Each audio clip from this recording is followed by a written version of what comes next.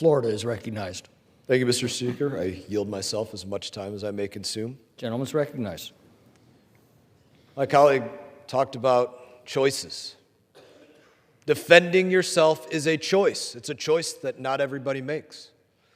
Some people, instead of defending themselves, curl up into a corner and cry and turn their eyes.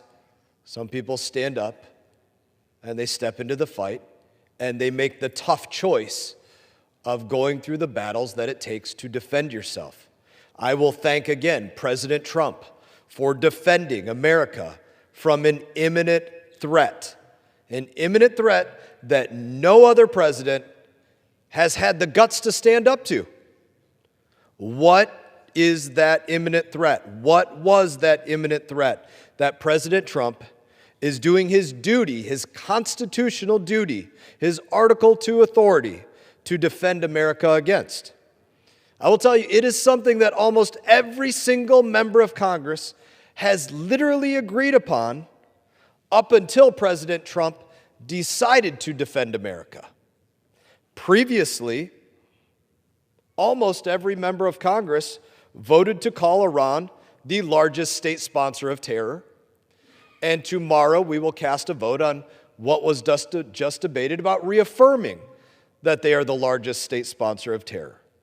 Nearly all members unanimously voted to condemn their continuous funding of terrorist proxies like Hamas and Hezbollah. What does that mean?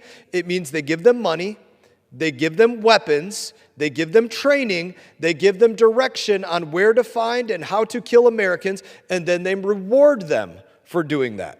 Almost every member of Congress has voted unanimously to condemn that.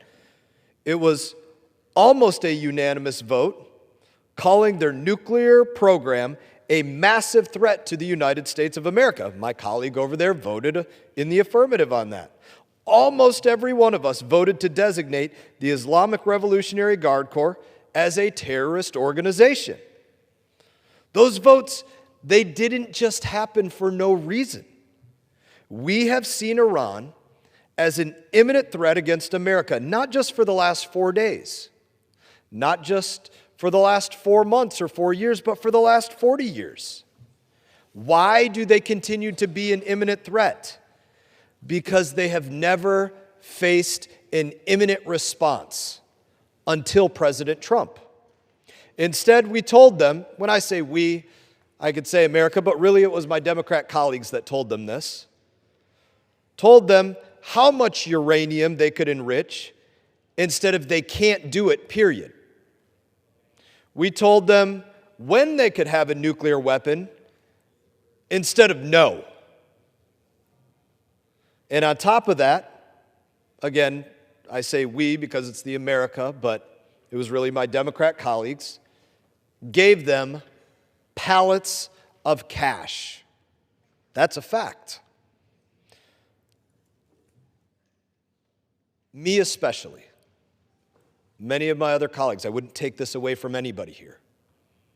No one wants to see our military go into combat or war or conduct combat operations or battle or whatever word somebody wants to use to describe it. I do not want to see conflicts end in casualties. I wear many names on my wrist of friends that I have lost. But Iran's terror, which has caused the death of thousands of Americans, it has to stop. They don't warn us when they're going to kill our Americans. They are an imminent threat. They look for a surprise. They look for an opportunity, any weakness, any moment that they can go out there and attack us. They are an imminent threat.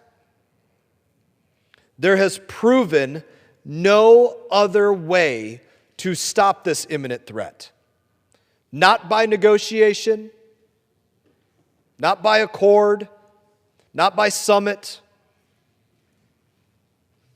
So let's talk about this imminent threat. 3 U.S. soldiers killed at Tower 22 a year and a half ago. Sergeant Sanders, Sergeant Moffett, Sergeant Rivers. Imminent threat. Countless civilian vessels targeted by Iranian drones. That is what an imminent threat looks like.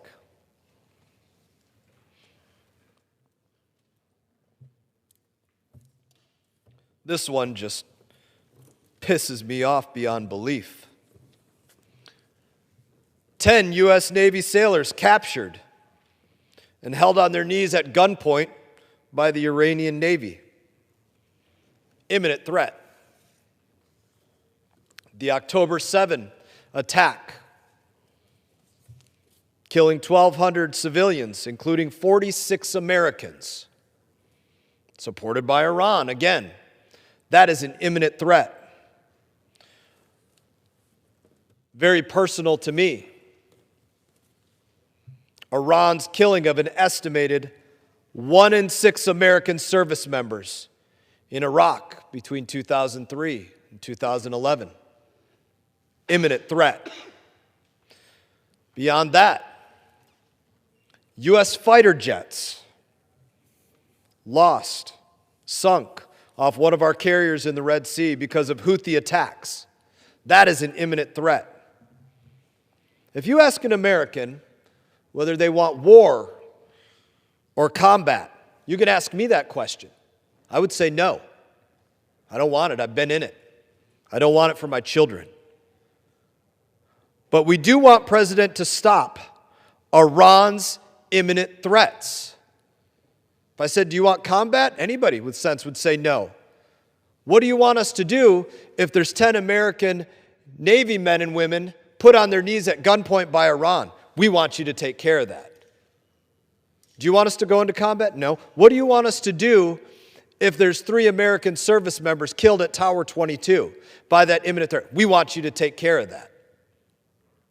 This is what taking care of that looks like. President Trump has been clear, consistent, and transparent. Iran cannot have a nuclear weapon. And he made every effort to address this through diplomatic means. Let me quote directly from a resolution that Democrats overwhelmingly supported, including my colleagues. The House of Representatives declares it is the policy of the United States to use all means necessary to prevent Iran from obtaining a nuclear weapon. Leader Jeffries voted on it. Ranking Member Meeks voted on it. Speaker Emeritus Pelosi voted on it. Did they not believe it when they voted on it? Did they not read it? Did they not understand? Use all means necessary to prevent Iran from obtaining a nuclear weapon. We all know Iran poses an imminent threat to the United States. The only difference now is that President Trump is sitting in office. Right now, our military is shooting down Iranian missiles and drones that are targeting Americans in the region. If Democrats had their way and this resolution passed, they would force United States military to pack up. Stop shooting down missiles. Tell every American sheltering in place, every ally fighting against this regime, that America is no longer there to help. And while this does not fit the narrative of my Democrat colleagues, President Trump had the authority to do so under Article 2 of the Constitution and the War Powers Resolution Act to get the job done. And he has been transparent with this Congress. Secretary Rubio, Secretary Hegseth, General Kane, Director of the CIA Radcliffe, all conducting now 3 specific briefs, making our objective clear. Destroy every single piece of Iranian military hardware that can reach out and touch Americans or has been used to reach out and touch Americans. Mr. Speaker, I reserve.